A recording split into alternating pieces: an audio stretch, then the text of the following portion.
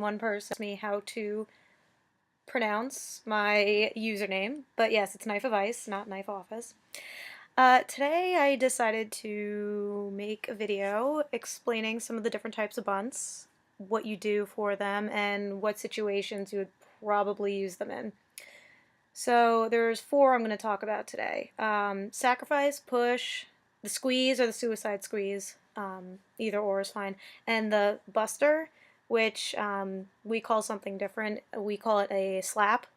But anyway, that'll be at the end. So sacrifices, you see a lot of this.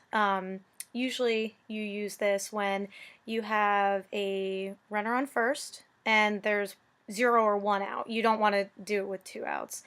The batter comes up to the plate basically knowing I'm going to be an automatic out.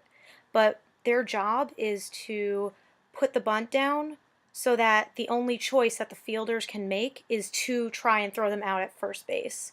And the reason why that works is because batters take the longest time to get from base to base, because anyone else that's on base already has a bit of a lead, so they're probably going to make it to the next base anyway.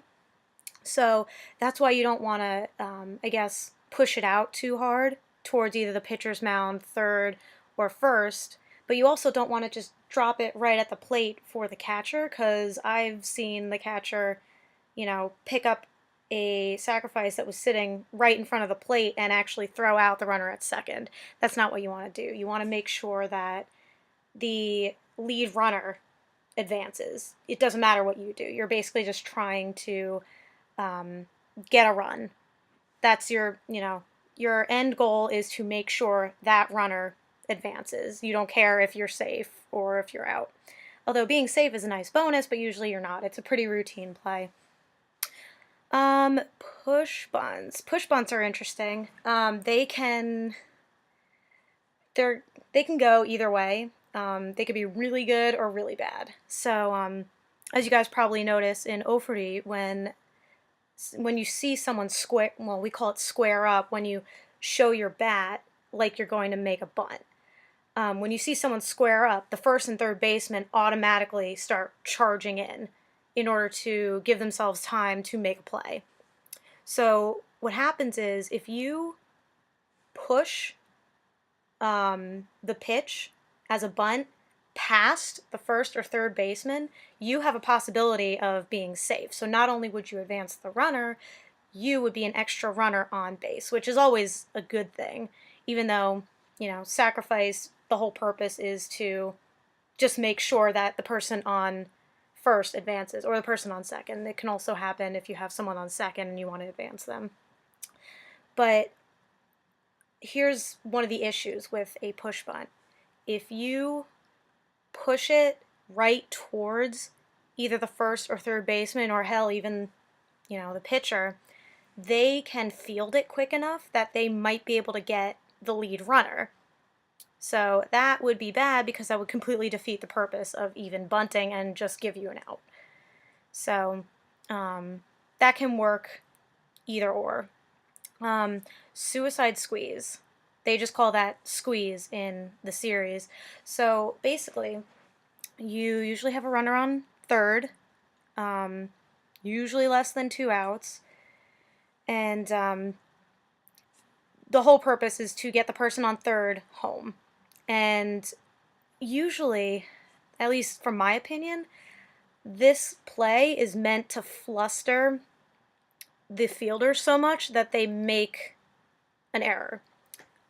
So you're laying down the bunt with someone on third, and it's like, why would you ever do that? Because, the third baseman could just come up and grab the ball, maybe tag the runner.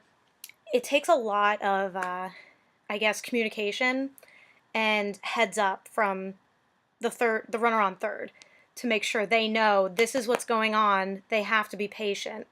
And basically what the runner on third does is they inch up the line so that they're far enough away from the third baseman so that they can't be tagged right away, but they're close enough to home where the second whoever fields the bunt throws it, they can just charge home and score a run.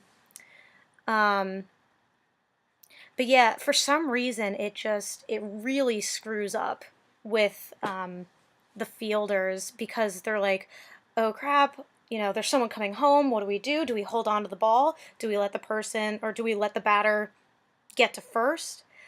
But this can also be screwed up too if the runner on third doesn't inch out far enough.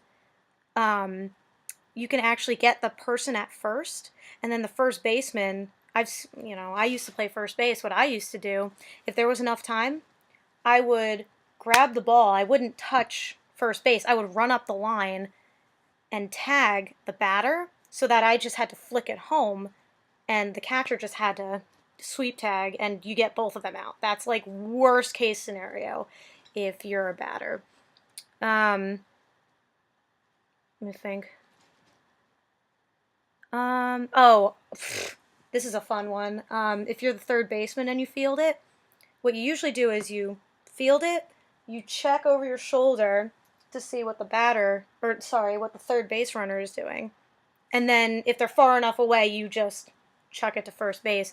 But what you could do is you can fake, turn around, and swipe tag at the third base runner. And that's another really, really bad thing that can happen. That's why you have to make sure this is not a play that happens really often, but if you have a really good runner on base, you can probably pull that off. But yeah, suicide squeezes, they don't they don't happen that often. In fact, the amount of bunting that goes on in Ofuri is kind of no team is that good at bunting, and no team is going to call that much bunting, period. Although small ball is crucial to being a good team. The last thing I'm going to talk about is the buster. So basically what you do is, it's basically a fake out. What you do is you square like you're getting ready to bunt, and then as the pitcher winds up, you pull back, and let's see. Will this work? This might work. I don't have my bat with me. I'm going to use this really quick. So say this is the bat, and you usually hold it like this.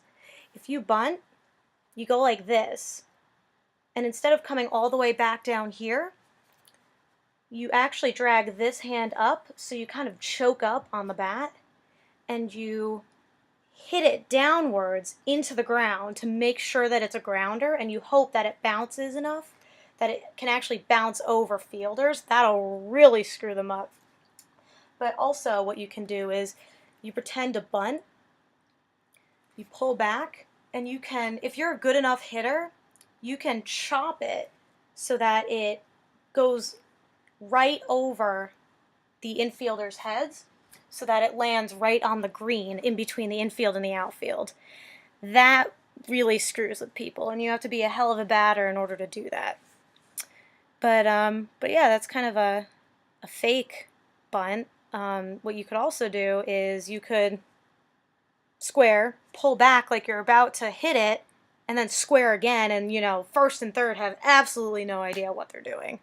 But yeah, I think that might be it as far as the different kinds of bunts go. If you guys have any questions, you can inbox me or comment or whatever. Knife out.